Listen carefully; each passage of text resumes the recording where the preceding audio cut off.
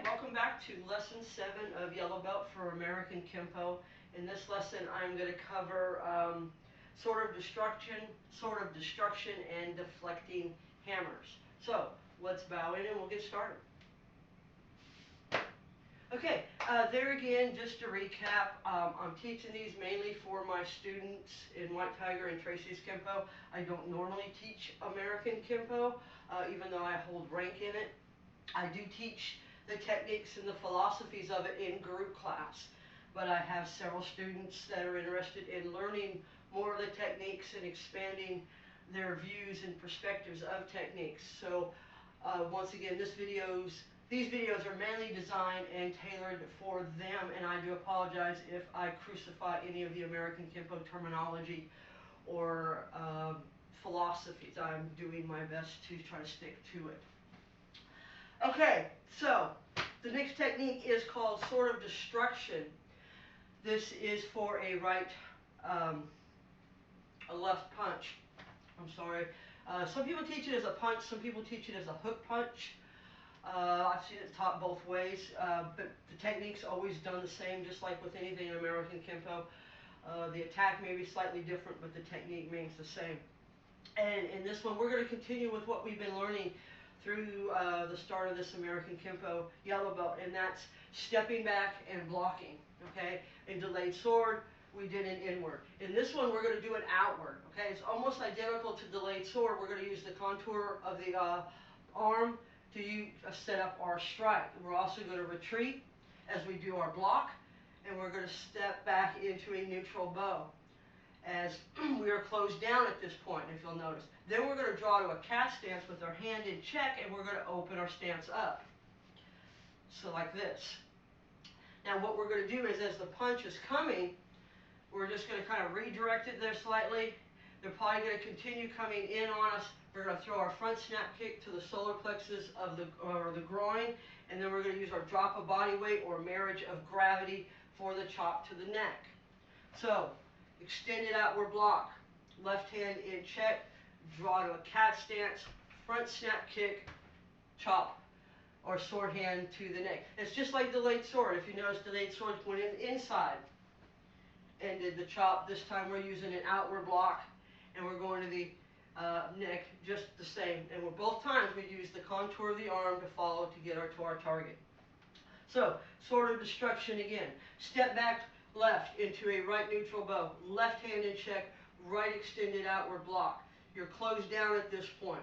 We're going to open ourselves up as we go into a cat stance. Throw our front snap kick to the solar plexus or groin. We're going to use our drop of body weight, marriage of gravity, and torque to develop the power for the strike.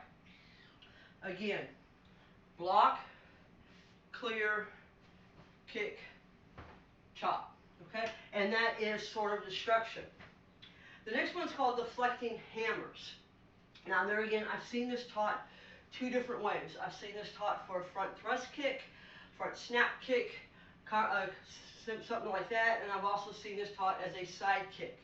It works either way with whatever kind of kick you have that's coming towards you. Because what we're going to do is we're going to use borrow force. In other words, as the opponent is coming towards us, we're not going to stop it. We're going to let them continue on, and we're going to use their force to do the attack with.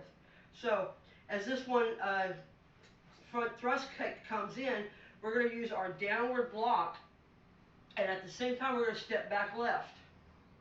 Okay, and we're going to push this block to the outside of our body. We don't really want to stop it as much as just detour, so that when they throw their kick, they're going to continue coming because they didn't hit anything. So they're just going to go forward.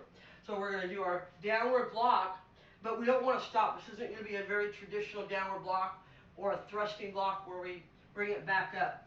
We're going to do our downward block, but we're going to keep the motion going because, as I said, the guy's going to continue coming forward. There may be a slight shuffle that's needed, and left hand will check the shoulder, right elbow to the face. Now, I do this one slightly different when I teach it in the group classes. I teach this motion, but I use a cradle and crush method rather than a check to the shoulder.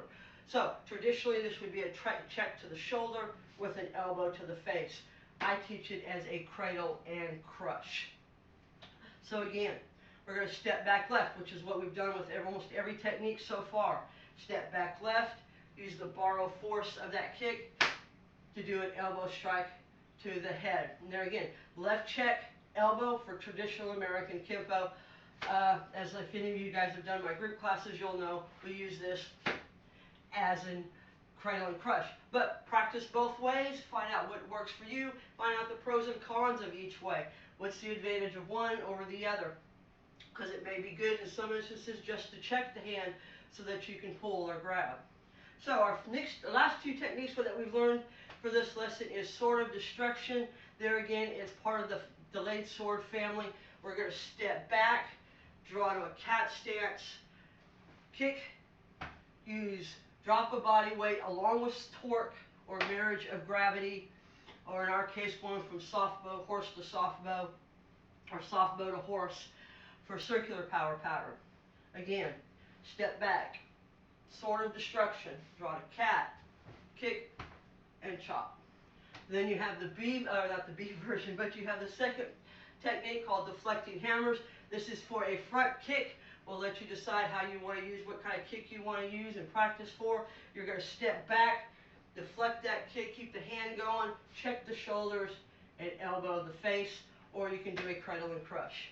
Again, step back, deflect, cradle and crush. It's what we call using borrow force, because their force is going to come towards us as we strike the face. One more time. 1, 2. Okay? Those are your next two self-defense techniques. Keep practicing your blocking set and your short one. We'll be reviewing those here in the next few lessons, as well as continue on with the rest of your self-defense techniques for American Kenpo Yellow Belt. So, as always, keep moving forward. You guys are doing great. Hang in there. I appreciate you commenting and watching these videos. If you have any questions or comments, please feel free to put them below. Until our next lesson, keep moving forward.